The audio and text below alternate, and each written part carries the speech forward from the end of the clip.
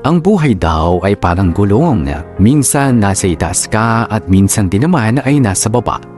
Pero parang sa kwento ng buhay ko ay hindi mo masasabi na ganyan ang nangyayari dahil mula noon parang nananatili lang ako sa baba. Itago mo na lamang ako sa pangalang Beth, 30 years old at isang certified raketera. Bata pa lamang ako ay kinakailangan ko ng magbanat ng buto kung gusto kong mabuhay. Sa murang edad kasi na 15 years old ay hinamon na ako ng buhay. Mula noon ay parang binagyo na ng malala ang buhay ko. Simula nang mamatay ang nanay ko. Hindi ako nakapagtapos kahit ng high school dahil sa biglang pagkamatay ni nanay. May sakit siya at simula noon ay iniwan na rin kami ng magaling kong tatay kaya kinonsidera ko na lamang na ulila na akong lubos noong namatay si mama. Wala rin akong masyadong alam tungkol sa ibang kamag-anak namin dahil sa side ni mama ay hindi na siya nakauwi ulit noong nagtanan sila ng tatay ko. At sa tatay ko naman, kinalimutan na rin nila kami. Wala talagang ibang tutulong sa akin ng mga panahon na yon kundi ang sarili ko lamang. Sa edad na 15 anyos, 15 years old, kinailangan kong maging matatag. Ang sakit, ang hirap, at kung saan-saan ako napadpad para makapagtrabaho. Nabenta ko na ang halos lahat ng gamit namin sa bahay para magkaroon lamang ako ng puhunan sa paglalako ng kung ano-ano. Noong nag-18 years old na ako, ay doon na ako nakapagsimulang makapagtrabaho talaga. Marami akong nasubukang hanap buhay. Mula sa pagiging crew ng fast food, naging sales lady din ako sa mall at hanggang sa naging waitress ako sa isang bar. Maayos-ayos naman ang buhay na meron ako dahil nasanay na ako. Pero meron pa rin puwang ang lungkot kapag naaalala ko ang dating buo kong pamilya. Pero wala eh. Naisip ko ito na talaga yung klase ng buhay na meron ako. Kaya itutuloy ko na lang ang pagsusumikap para sa sarili ko. On guitars. Ang dami naman yata namin customers ngayong gabi Anong meron? Ay, teka, saan ko nga ba ibibigay tong order na to? Ayun, nakita ko na yung customer na yun kanina. Excuse me po, here's your order po. Salamat, miss. You're welcome po, sir. Sige po. Miss. Sir, may kulang po ba o mali dun sa dinala kong order sa table nyo? Wala naman. Hindi ko lang nahingi yung pangalan mo kanina. Bakit po? Para lang din personal kita mapasalamatan sa magandang serbisyo mo sa akin at sa mga kasama ko. Tsaka para na rin alam namin kung kanino kami magbibigay ng tip, diba? Ganun po ba, sir? Ako po si Beth. Beth. Ganda na pangalan mo Parang ikaw. Bagay na bagay sa'yo. Sir naman nambola pa kayo. Hindi yung pambabola. Totoo yun. Tsaka, wala ko tawaging sir. Rodel na lang, Rodel. Pero po Ayos kasi... lang yan. Ano ka ba? Ayun. Okay, Rodel. Yan. Teka, anong oras yung tapos ng shift mo? Bakit? Wala lang. Gusto lang kitang makilala pa. Kaso, hindi pa pwede ngayon kasi may istorbo kita sa trabaho mo Mga 12:00 tapos na ako. Yun, sige, mamaya Sige. Sige na, baka na-istorbo na kita. Balik na rin muna ako sa mga kasama ko. Sige, kung may kailangan pa kayo, sabihan mo lang ako, Rodel Nandito lang naman ako banda. Buti na lang may alam kang masarap na lugawan dito banda, no? Ngayon lang din ako nakapunta dito Talaga? Tara na, order na tayo. Baka gutom ka na Boss! 2 lugaw nga. Beth, gusto mo ba na tokwa? Sige. Boss, 2 tokwa na rin. Tapos pahingin na lang din kami ng 2 baso ng tubig. Salamat Natakam ako dun sa lugaw Parang ngayon lang ulit ako makakakain nun. Talaga ba? Oo, wala kasing masarap na lugawan dun malapit sa amin Ay, boss, salamat. Thank you po. Ang sarap naman ito. Pampawi din ng pagod galing trabaho. Matagal ka ba na sa bar na yan? Hindi pa naman. Siguro mag-iisang taon pa lang. Bakit? Wala lang. Parang ngayon lang kasi kita nakita dun eh. Pero last year din, nagagawin na kami dun. Baka natataon na kapag pumupunta kayo doon, day off ko. Pero taga dito ka lang din talaga, banda. Sa ngayon, oo. Depende kasi sa magiging trabaho ko eh. Anong ibig sabihin mo? Mahilig kasi akong rumakit. Bata pa lang ako, raketera na ako. Ginagawa ko yun para mabuhay. Ganun ba? Oo, maaga kasi akong naulila eh, kaya maagang kinailangan magbanat ng buto. Maaga akong namulat sa responsibilidad. Matatag ka palang klase ng babae, Bet. Galing mo ah. Salamat. Pero hindi ganun kadali ang lahat nung sobrang hirap kaya. Pero wala eh, nasanay na ako dun. Buti na lang, nakaraos naman ako sa araw-araw. Sarap talaga dito, no? Nagustuhan mo ba? Oo, panigurado, babalikan ko na to. Salamat sa pagdala sa akin rito ha. Ayun. Tara na ba? Hatid na kita sa inyo. Para makapagpahinga ka na rin. Naku, nakakahiya na. Huwag mo na akong ihatid sa amin. Salamat na lang ha. Kaya ko naman kasi... Ay. Naku, hindi naman yata ako papayag na hayaan ka bumiyahe mag-isa. Lalo na ganito nakagabi. Naku ba, delikado sa daan. Lalo pa para sa mga babaeng katulad mo. Yan mo na. Ako na maghahatid para alam ko rin ligtas ka makakawi. Nakakahiya naman eh. Pero, salamat Rodel ha. Sa klase ng buhay na meron ako ay wala akong panahon na sa manliligaw o kahit mag-entertain man lang ng mga lalaki. Alam yan ng iilang kaibigan ko. Kaya nagulat din ako sa sarili ko nang pinansin ko si Rodel noon. First time ko yung gawin dahil sa hinaba-haba ng panahon ay hindi talaga ako nag-entertain ng kahit na sino. Hindi ko alam kung anong meron kay Rodel at napapayag niya ako na maghintay siyang matapos ang shift ko ng gabing yun. Hindi lang natapos ang ugnayan naming dalawa doon, nakailang paglabas-labas pa kami hanggang sa nagpaalam siyang manliligaw na nga. Noong una ay nagdadalawang isip pa ako kasi hindi rin ako sanay sa mga ganitong bagay. Pero napapayag na rin ako. Inabot ng halos 1 taon ang ligawan hanggang sa naging kami na nga ni Rodel. Naging maayos rin ang aming relasyon at pagkatapos ng 1 taon ay nagdesisyon na rin kami na mag-live-in. Maganda, masaya at maayos naman ang aming naging pagsasama sa isang bubong. Hindi na rin ako nagtatrabaho sa bar. Sinubukan kong maging sales agent ng mga produkto sa tulong na rin ng isa kong kaibigan. Ay, kapagod naman sa trabaho ngayong araw. Hindi kasi ako nakakota kaagad kaya inabot ako ng gantong oras eh.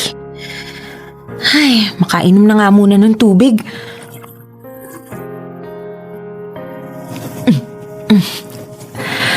Ay, pahinga na nga muna ako saglit bago makapaghanda ng makakain namin ni Rodel.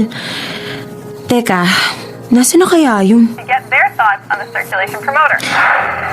Tatawagan ko na kaya si Rodel para malaman ko kung nasan siya. Helps circulation, Oh, causes Rodel, buti na dito ka na. Ang mahal kong asawa. Nakainom ka na naman? Ano ba? Hindi masyado. Umupo ka nga muna rito. Ikukuha kita ng tubig. Gugutom ako. Pagkain nga. Maghahanda pa lang ako ng hapunan. Nagpapahinga lang saglit. Halos kakaupo ko nga lang. Ano? Ba't wala bang pagkain? Gutom na ako ah. Aba, teka lang naman. Kakauwi ko lang din halos galing sa At trabaho. bakit ka inaabot ng ganitong oras sa trabaho, ha? Di ba dapat kanina pa uwian mo? Mag-aalas 10 na. Kinailangan ko mag-OT kasi naghahabol ako ng kota para may dagdag ka rin sa Naghahabol ng kota. Talaga ba? Bakit mo ba pinagdududahan? Pulis trabaho na nga yung ginagawa ko eh. Oti-oti ka dyan. Baka naman naghahabol ka ng lalaki. Ano? Ano yung sinabi mo? O, ba't ka nagagalit, ha? Kasi totoo yung sinasabi ko, no? Ha? Rodel, ano ba? Ikaw nga eh. Dumadalas yung pag-uwi mo dito ng lasing pero hindi naman kita pinagbibintangan ng kung ano-ano dyan. Aba? At may gana ka pang manumbat dyan, ha? Talaga ba? Bakit ha? Ako na nga tong nagpapakahirap na kumayod at kumita ng malaki dito sa ating dalawa. Ikaw pa tong may ganang pag-isipan ako ng kung ano-ano na wala namang basehan. Subukan mo kayang wag magpakalasing ng isang araw para mahimasmasan ka at makapag-isip ka ng tama. Hoy, Bet! Ano akala mo sa akin, ha? Batugan? Palamunin mo? Hoy! Dumidiskarte ako, no? Para sabihin ko sa'yo, sinisibagan ko maghanap ng magandang trabaho para sa atin. Kaso wala talaga tumatanggap sa akin, eh. Kaya ka nagpapakalasing dyan? Kaya nilulustay mo yung kinikita ko sa alak? Kaya puro barkada at inom, ha? Ni hindi mo nga magawang maglinis ng bahay eh. Pagod na ako sa kakatrabaho. Hindi mo pa magawang tulungan ako dito. Pati ba naman dito sa bahay ako pa rin yung kikilos? Ibilang mo ba talaga yung ginagawa mo dito, ha? O, edi ikaw na magaling. Ano? Oh, ayan! Diyan ka magaling eh. Ang magalit at saktan na naman ako. Wala na akong ginawang tama para sa'yo. Dahil wala ka nang sinabing tama. Ayusin mo yung panalita mo, ha? Hoy, Bet, sinasabi ko sa'yo, wala kang karapatan para maliitin. Wala ka nang ibang ginawang maganda dito. Umalis ka na. Lubayan mo na ako. Aalis talaga ako ngayon dahil wala kang kwenta kasama dito sa bahay na to. Buisit! Hindi ko alam kung ano ang nangyayari at naging ganoon si Rodel. Maayos at sweet naman siya sa akin noon, pero simula nang nagkaroon siya ng mga kaibigan sa lugar namin at bumalik sa pag-iinom, ay madalas niya na akong inaaway na nauuwi sa pagbubuhat niya ng kamay sa akin. Kinabukasan naman ay nagsusori siya at maglalambing na naman. Noong una ay pilit ko pang iniintindi ang pakikitungo sa akin ni Rodel. Pero kinalaunan, nagising ako sa katotohanan na sumusobra na siya. Ilang beses niya na akong nasasaktan at minsan pa nga ay pinipilit ako nito na makipagsiping sa kanya kahit na umaayaw ako. Akala ko si Rodel na ang magiging sagot sa mga problema ko noon.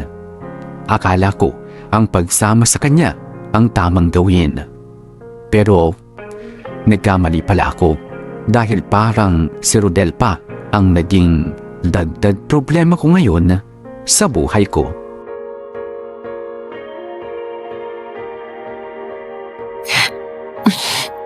Siguro naman ayos na yung lasa nito. Matikman nga ulit. Ayan, mukhang pwede na. Sana magustuhan ni Rodel. Paborito pa naman niya to.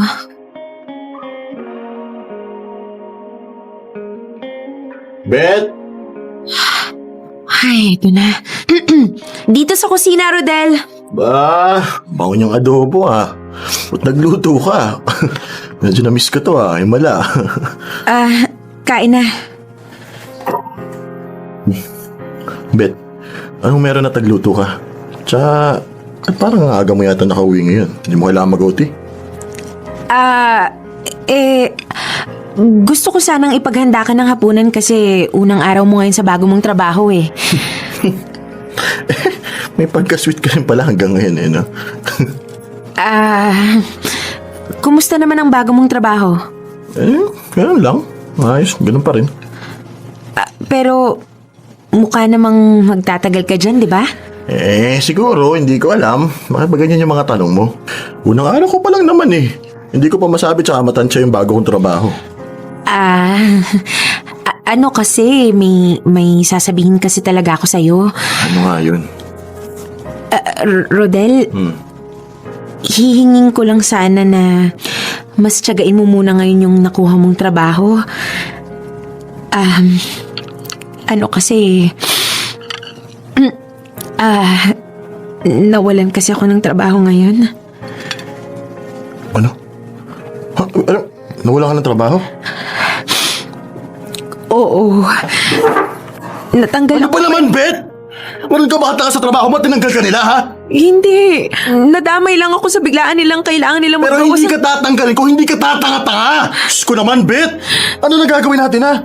Kakasimula ko lang sa bago kong trabaho. Ano, iaasa mo sa akin lahat ngayon? Parang dapat sa sarili mo yun sabihin at hindi sa akin.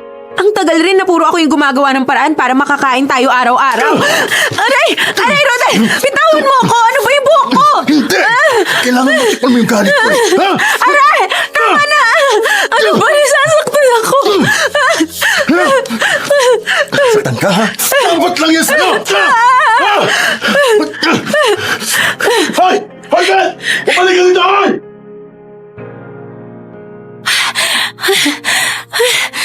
Malayo na kaya yung natakbo ko mula kay Rodel. Saan na kaya ako pupunta nito? Saan ako magtatago? Ben! Lumabas ka dyan! Hindi pa tayo tapos! Nako, hindi ako pwedeng masundan ni Rodel. Kailangan ko nang makapagtago. Ben! Kuya, para sasakay ako. Saan tayo, miss? Kahit saan, kuya. Basta malayo lang ako dito.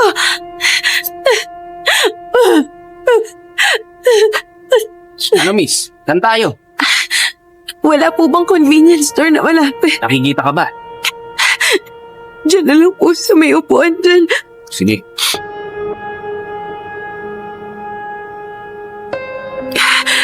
Saan kaya ako pupunta? Miss! Yung bayad mo! Naku, wala po akong nadalang pera sa sobrang panik ko eh. Kuya, sorry ah. Wala po talaga ako nadalang pera kasi tumakas na po ako sa asawa ko. Ano ka ba naman, miss? Kailangan mo magbayad. Kuya, parang awa mo na po. Tumakas lang po ako sa asawa ko kasi binubugbog po niya ako. Hoy, miss. Wala akong pakialam sa away niyo mag-asawa. Ang kailangan ko, yung bayad mo sa akin. Kuya, wala po talaga eh. Sarili lang din po yung dala ko. Sorry po, pasensya na. Hala ka nga dyan. Nasaan na ba ako? Hindi ko alam ang lugar na to eh. Ayun. May simbahan. Baka pwedeng makiupo muna ako doon. Malayo na ako kay Rodel. Pero nasaan ba ako? Ano nang gagawin ko ngayon? Iha, ayos ka lang? Opo. Parang may problema ka kasi, iyak ka ng iyak.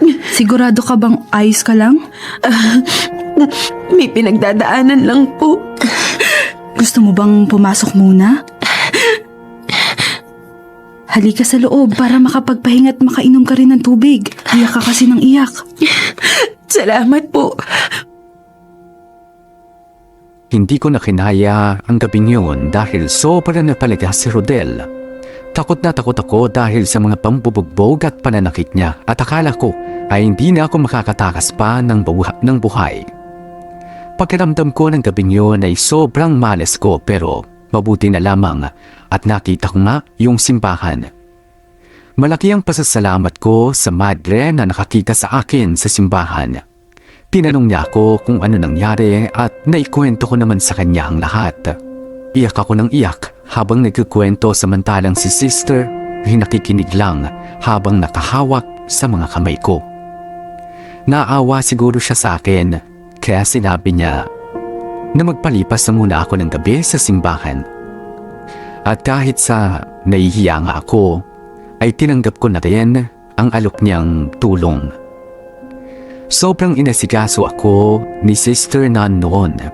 Hindi lang niya ako basta binigyan ng lugar na matutuluyan. Binigyan niya rin ako ng damit na pamalit at ng makakain.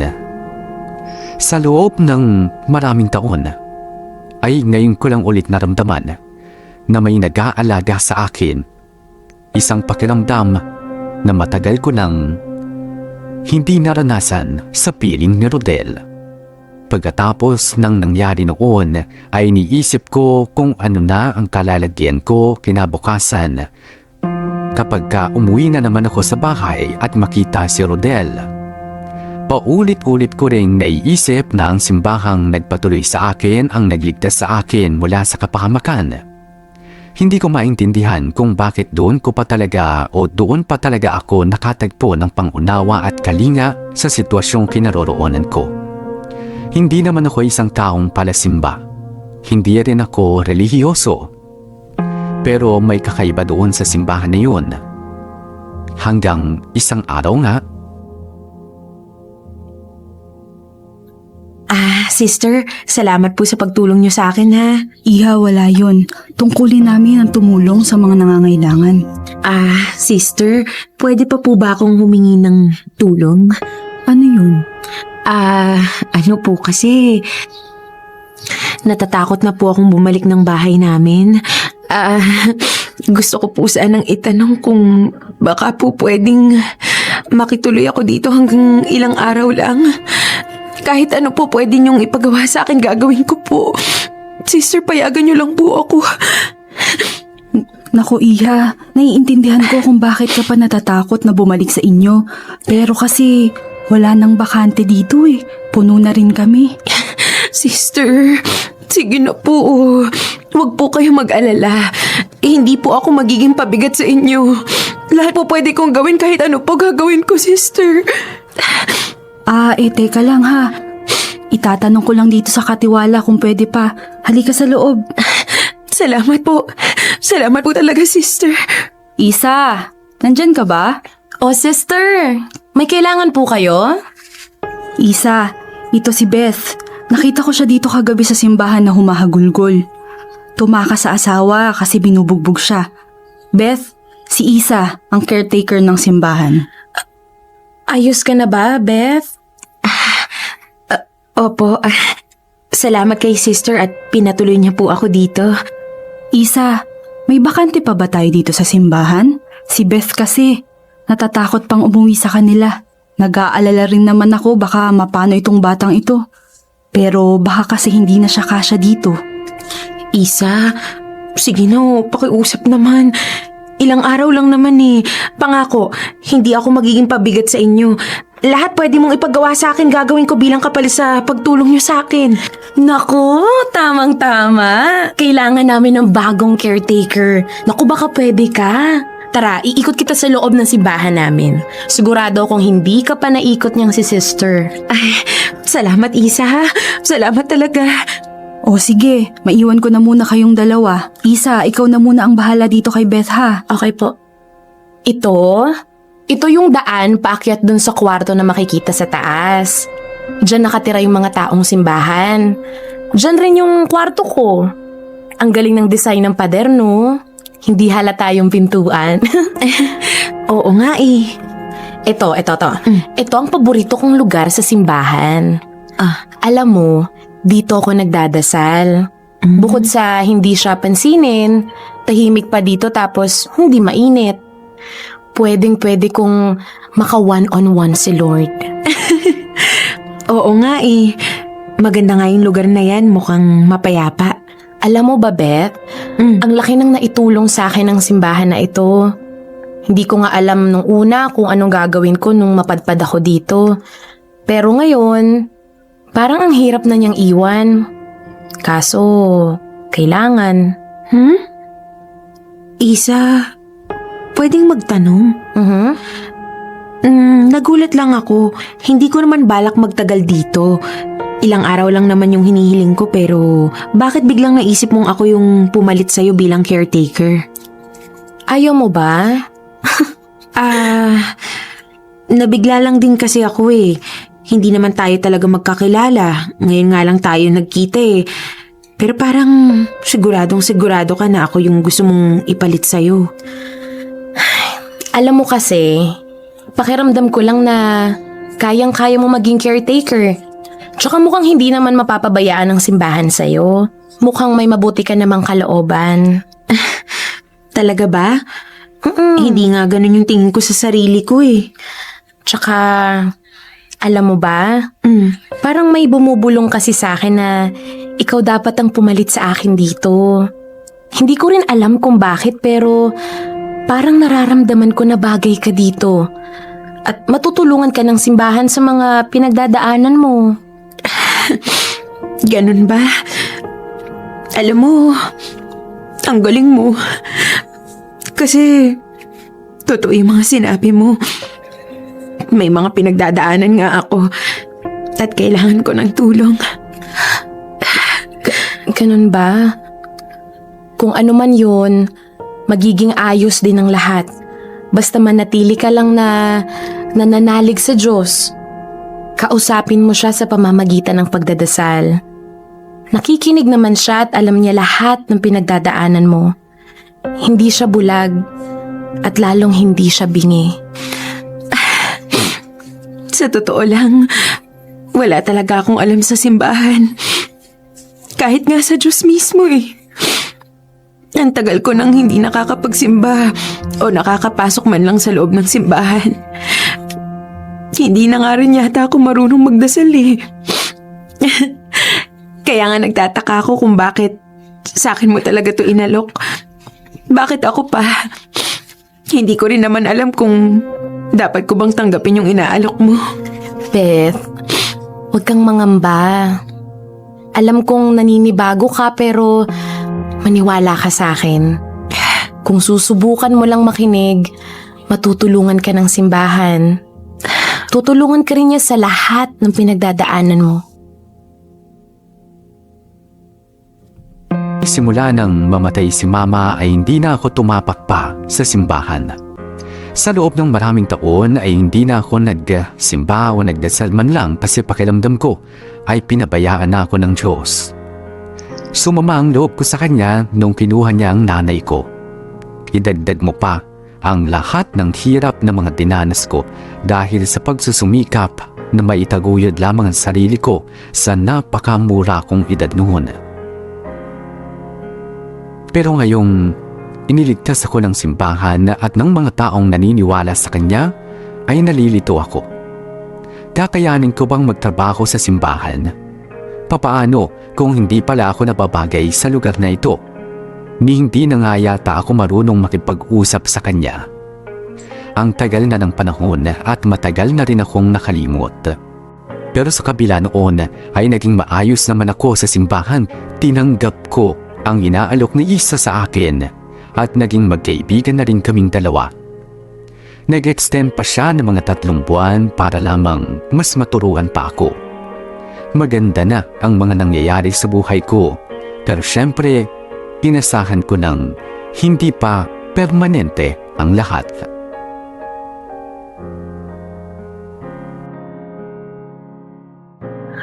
Makapagpahinga na nga muna saglit pagdating ng simbahan.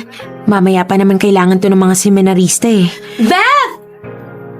Nakumpleto mo na ba yung mga pinabibili nila? Isa, oo. Teka, kailangan mo ba ng tulong dito na magwalis sa labas ng simbahan? Sige, please. May walis doon sa gilid, pakikuha na lang. Ano nga ulit yung mga kailangan kong ihanda ngayon? Beth, Rodel? Beth, sandali lang. Beth, gusto kita makausap. Beth! Anong ginagawa mo rito? Bakit nandito ka ulit, ha? Tigilan mo na nga ako, Rodel. Beth, bumalik ka na sa akin. Patawarin mo na ako. Beth, hindi ko kaya na wala ka. Ayos ka lang, Rodel, ha? Talaga bang naririnig mo yung sinasabi mo? Beth, hindi ko kayang wala ka. Kailangan kita sa buhay ko. Miss na kita. Rodel, utang na loob. Tigilan mo na nga ako. Lumayo ka na, umalis ka na dito. Beth, please. Please, pakinggan mo naman ako, Beth. Tumayo ka nga dyan. Hindi mo ako madadaan sa paluhod-luhod mo dyan. At nagmamakaawa ka pa. Beth, sige na. Mag-usap naman tayo, please. Beth. Bakit, ha? Nung ako ba'y nagmamakaawa na tigilan mo na yung pananakit sa akin, pinakinggan mo ba ako, ha? Naawa ka ba sa akin? Kaya nga ako nandito para humingi ng tawad. At patunayan sa'yo, nagbago na ako para sa'yo, Beth. Nagbago? Huwag kang magpatawa. Isa pa, hindi ako magtitiwala sa'yo. Sobra na yung binigay ko sa'yo noon. Rodel, tama na. Kalimutan mo na ako. Huwag mo na akong guluhin. Nagbabagong buhay na rin ako. Nagmo-move on. Dapat ganun lang din yung gawin mo. Move on. Nagbabagong buhay. Paano? Anong ginagawa mo? Wala ka na Kaya doon. ka ba nasa simbahan, ha? Para sa sinasabi mong pagbabago? O paano ka nagbago? Sige nga. Paano mo nalaman na nasa simbahan ako ngayon? Wala ka na doon. Beth, pasimba-simbahan ka pa dyan? Akala mo makakatulong sa'yo yan? Eh wala ka naman nakakaluluwa eh. Hoy, Rodel. Huwag mo nga akong igaya sa'yo. Pero hindi ako nagpapanggap na maging mabait at pasanto-santo, hindi katulad mo. Akala mo ba magbabago kapag nasa simbahan ka na? Beth, hindi ka pa nahihiya sa mga kasama mo doon? Sa mga pari na nakakasama mo, sa mga madre? Abay, matindi ka talaga. Mas matindi ka, Rodel.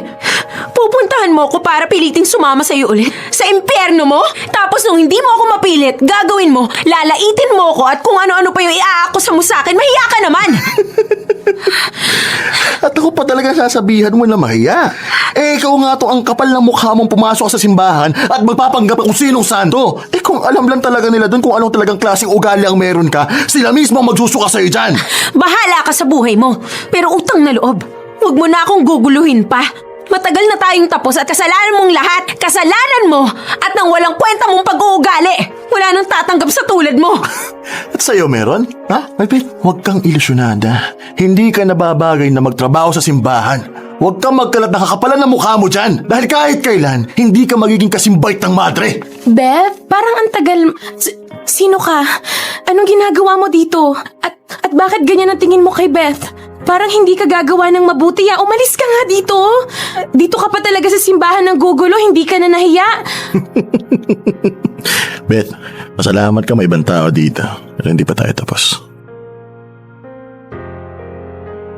Hindi ako makapaniwala na natuntun ako ni Rodel. Akala ko ay makakatakas na ako sa anino niya pero patuloy pa rin niya akong sinusundan. Nakakahiya talaga dahil malapit pa kami sa simbahan nagkasagutan. Mabuti na lamang at dumating na rin si Isa noon dahil kung hindi, baka mas lalo pa kaming naging magulo ni Rodel. Pagkatapos ay hindi na ulit nagparamdam pa siya sa akin. Si Isa naman ay kinailangan ng umalis sa simbahan para makauwi na rin sa pamilya niya sa probinsya. Ako na lamang mag-isa sa simbahan. Sa totoo lang, ay malaki ang kaba ko noong iwanan na sa akin ni Isa ang pangangalaga sa simbahan. May mga pagkakataon na nangangapa pa rin ako, pero mas nangangapa ako sa pananampalataya. Mukhang natagpuan ko na ito pero ayoko lang tanggapin talaga sa sarili ko. Pinipilit kong aralin ang mga katuruan sa simbahan pero parang wala na yata akong pag-asa pa.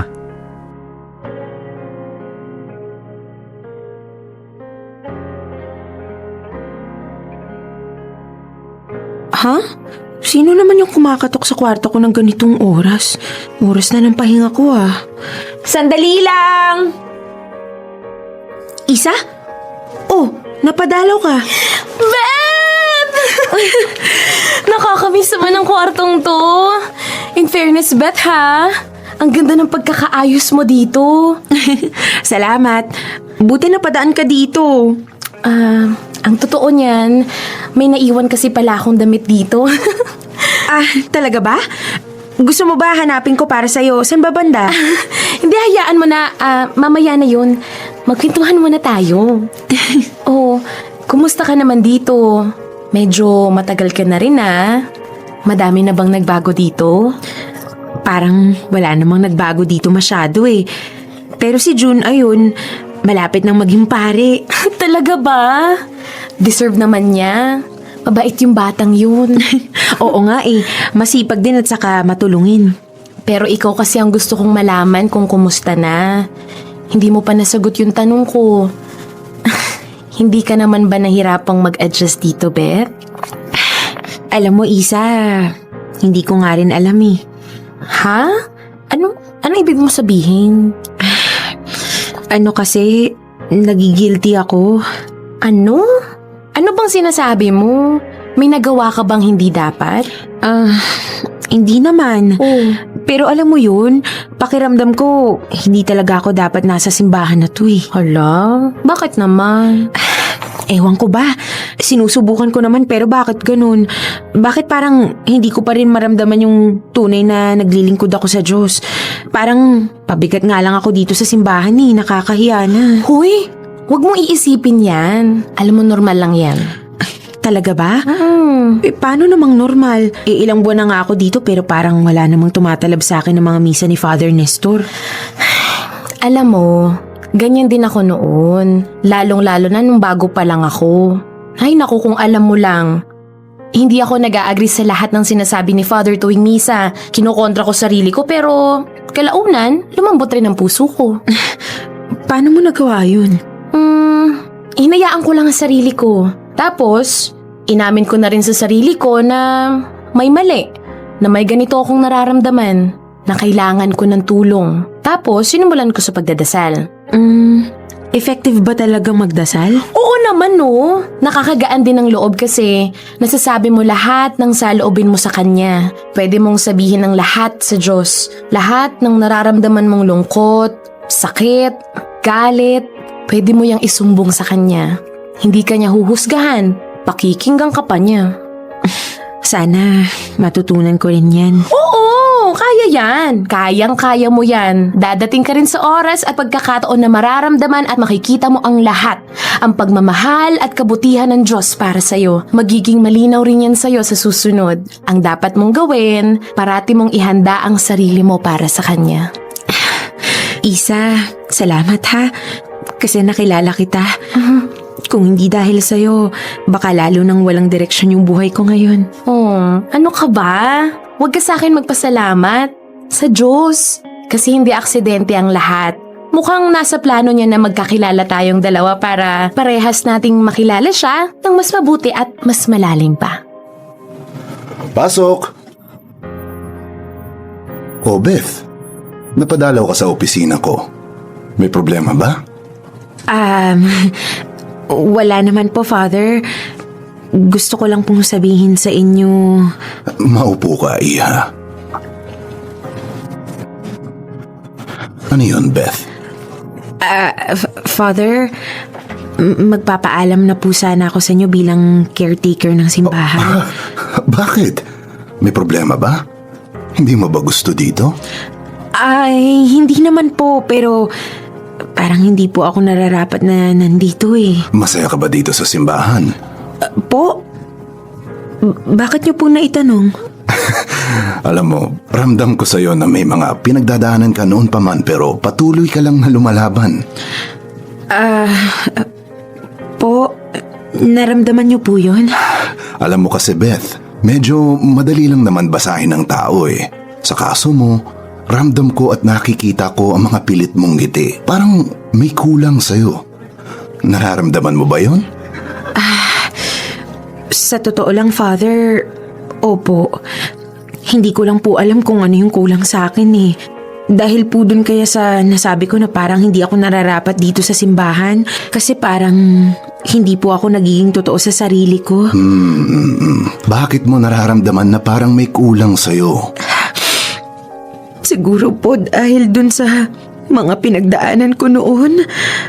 Father, bata pa lang po kasi ako. Parang binagyo na po yung buhay ko eh. Oh, pwede mo bang ikwento sa akin kung bakit?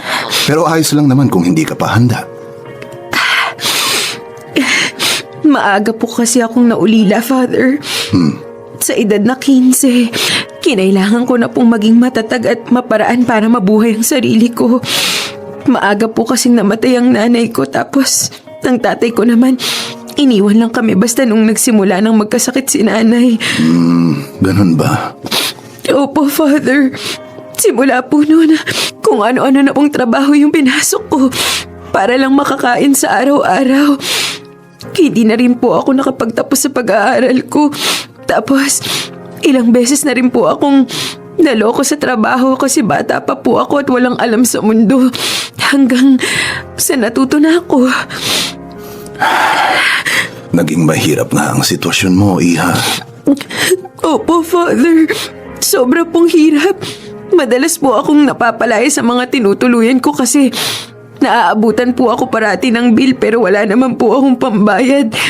May mga araw po na gusto ko na lang po mamatay.